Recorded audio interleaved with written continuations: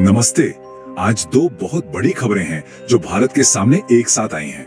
एक कहानी है आसमान की, स्पेस की, जो हमारे साइंटिफिक कॉन्फिडेंस से जुड़ी है, और दूसरी कहानी है जमीन की, हमारी सीमाओं की, हमारी सॉवरेनिटी की, जो भारत के डिप्लोमेटिक रिजॉल्व को दिखाती है।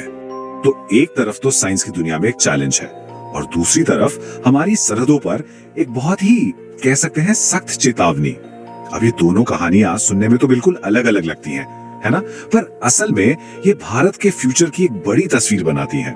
तो चलिए एक एक करके दोनों को समझते हैं। तो चलिए सबसे पहले बात करते हैं ISRO की, एक ऐसी चैलेंज जिसने ना सबको चौंका दिया है। हम बात कर रहे हैं PSLV की, मतलब पोलर सैटेलाइट लॉन्च व्हीकल। अब देखिए, ये दुनिया के सबसे रिलायबल रॉकेट्स में से एक है, हमेशा से रहा है। लेकिन हाल ही में जो PSLV C62 मिशन फेल हुआ है, उसने कुछ बड़े सवाल खड़े कर दिए हैं। तो सवाल ये है कि आखिर हुआ क्या इस मिशन में? मतलब इतना डिपेंडेबल रॉकेट अपने टारगेट से चूक कैसे गया?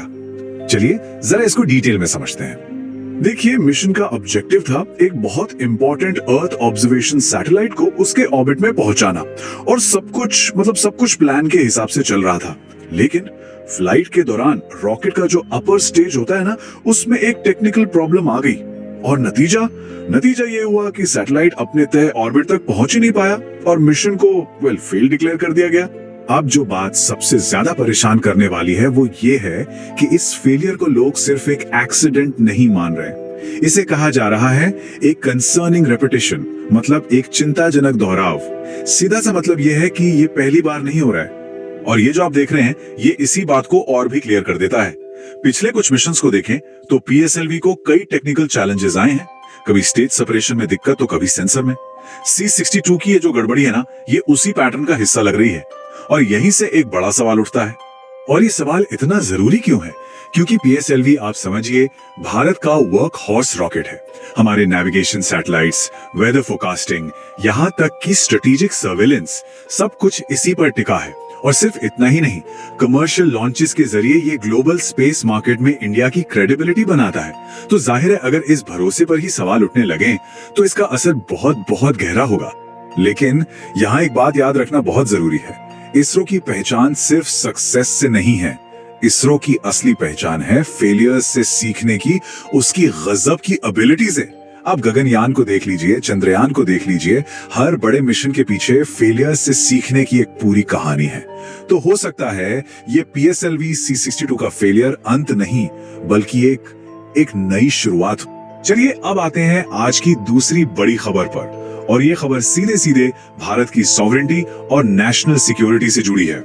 ये है शक्सकाम वैली पर भारत का एक बहुत ही कड़ा और साफ मैसेज। तो सबसे पहला सवाल, आखिर ये शक्सकाम वैली है क्या? देखिए, ये पाकिस्तान ऑक्यूपाइड कश्मीर मतलब POK का हिस्सा है। 1963 में पाकिस्तान ने इसे इलीगली चीन को दे दिया था, और ये बात जानना बहुत जरूरी है कि इंडिया ने इस एग्रीमेंट को कभी नहीं माना, कभी नहीं। भारत इसे आज भी अपनी जमीन का हिस्सा मानता है। अगर इसकी हिस्ट्री पर नजर डालें तो 1947 में ये जम्मू और कश्मीर रियासत का हिस्सा था।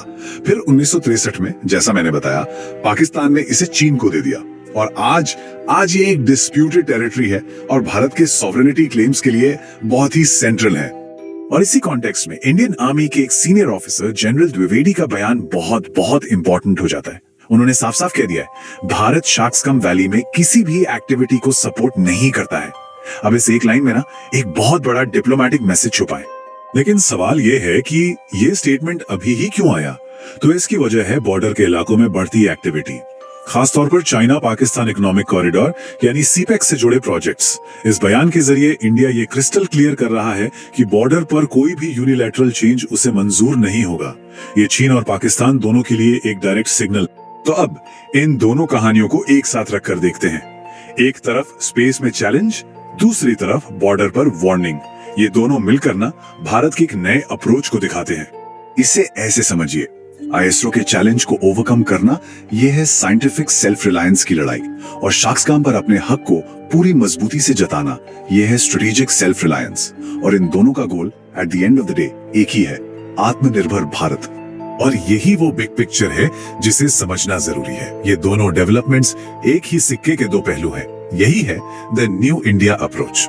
एक तरफ इंडिया टेक्नोलॉजी में दुनिया के साथ कंधे से कंधा मिलाकर चल रहा है, अपनी गलतियों से सीखकर और मजबूत हो रहा है, और दूसरी तरफ वो अपनी बॉर्डर्स और अपनी सॉवरेनिटी को लेकर पहले से कहीं ज्यादा अलर्ट और वोकल है।